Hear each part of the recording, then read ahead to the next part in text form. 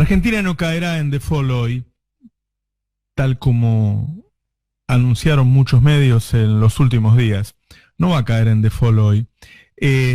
Más allá de los detalles técnicos, que los comento en un par de minutos, me parece que hay que evaluar cómo se manejan las cosas en cada circunstancia.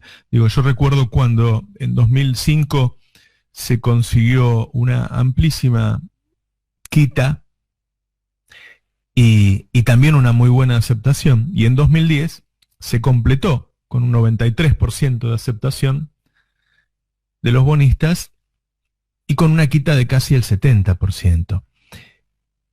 Luego vinieron los buitres. Siempre hay buitres en todas las negociaciones de deuda.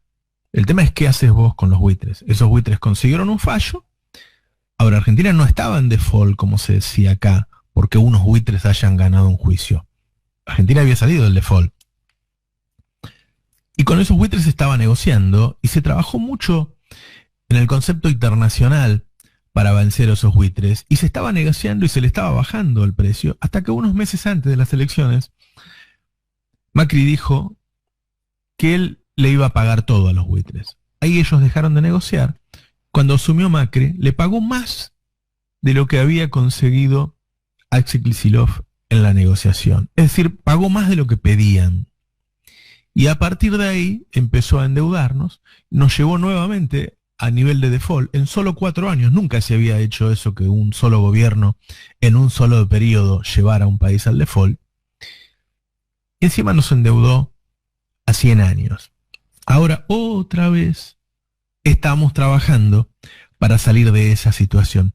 Digo, para que marquemos qué diferencia hay entre un gobierno que trabaja para defender los intereses nacionales y un gobierno que claramente hace sus negocios y los de sus amigos. Buena parte del gobierno de Mauricio Macri estaba conformado por ejecutivos de los bancos de inversión que vivían en Nueva York y que vinieron al gobierno de Macri, tipos que ganaban 5 millones de dólares en Nueva York, y vinieron al gobierno de Macri a ganar 200.000 pesos, claramente porque venían a hacer negocios de muchos millones de dólares a favor de los acreedores y no de Argentina. Esa es la diferencia entre votar a un gobierno, te puede gustar un poco más, te puede gustar un poco menos, un gobierno, digo, conformado por políticas, con un aire nacional y popular, y lo digo en esos términos porque a veces es más nacional y popular y otros no, como lo fue en los 90, pero no es lo mismo que un gobierno de empresarios y de yuppies. ¿Y qué cosa hizo Alberto ahora para llegar bastante bien al día de hoy? Lo primero que hizo fue lograr el apoyo del Fondo Monetario Internacional, un apoyo que no solo se hizo explícito en declaraciones y documentos, sino que el propio fondo hizo lobby a favor de Argentina. Y luego hizo esa gira internacional, Alberto Fernández, en donde se reunió con varios líderes europeos, incluyendo a Angela Merkel. Y lo digo porque sé que luego Angela Merkel influyó para esas declaraciones del Fondo Monetario Internacional, incluyendo a otros líderes como Netanyahu, al que yo sé que Alberto le pidió y que Netanyahu habló con Trump para que Trump tuviera influencia en lo que dijera el Fondo Monetario Internacional. Y se habló con Trump también. Y se consiguió el apoyo de la ONU. Y se presentó la oferta con el apoyo de todos los gobernadores. Y se presentó la oferta en una mesa con los líderes de la oposición. Y se consiguió en los últimos días el apoyo de un grupo de los más importantes economistas internacionales, muchos de ellos con premios Nobel, y finalmente el de los economistas locales. Es decir, se armó un bloque sólido de negociación nacional e internacional, y desde ahí se hizo una propuesta que hasta los que no piensan como el gobierno dijeron que era seria y que tenía un buen nivel de sofisticación, es decir, que estaba hecha por buenos técnicos. Hasta ahí llegamos al día de hoy. Ayer a la noche, el 70% de los tenedores de bonos locales ya habían aceptado. Para hoy a las 6 de la tarde se espera que aproximadamente alrededor del 40% del total de los acreedores hayan aceptado. A partir de ahí se va a entrar en una negociación con los que no aceptaron, y los que acepten, que ya van a entrar en el canje, ya se les va a ir canjeando los papeles, luego tendrán las mismas condiciones que el último que entre al canje. Es decir, hoy no hay un default, hoy no va a haber un default, y de ahí en más se abren distintas posibilidades para que de acá al 22 de mayo, en donde hay un vencimiento que ya sucedió el 22 de abril, pero que uno tiene 30 días de gracia, y ahí sabremos cómo sigue la cuestión.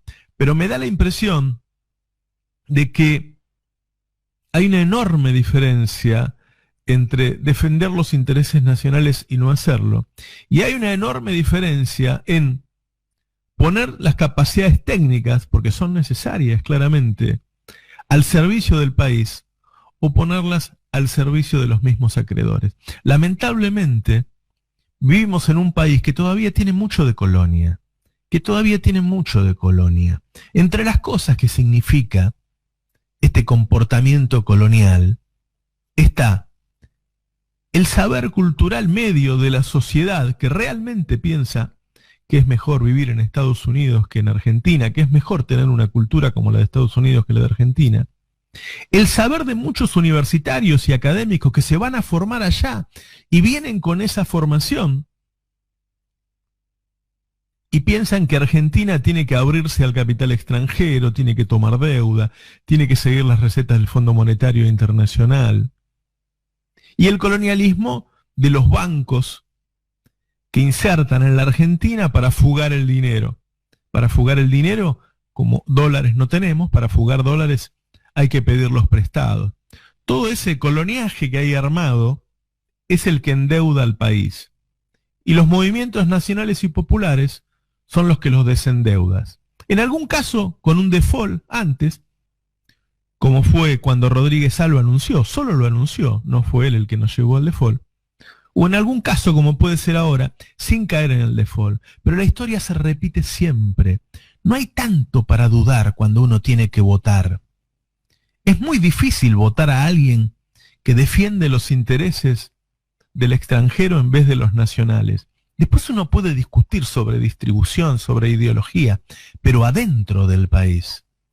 La gran diferencia que tenemos hoy, la razón por la que no vamos a caer en default hoy, y quizá no caigamos tampoco el 22 de mayo, tiene que ver con que tenemos un gobierno que defiende los intereses nacionales. Y si hay algo que tenemos que difundir y que militar, es primero eso.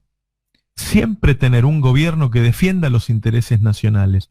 No es menor caer en default, no es que no tiene consecuencias caer en default. Estamos en default, pero no es lo mismo que se declare o que no se declare. Hoy es un día importante, y si no caemos en default es porque se hicieron las cosas bien y porque se defendieron los intereses nacionales. Difundamos este concepto. Cuanto más se sepa, mejor votaremos y mejor nos va a ir en el futuro. Dale, Tano.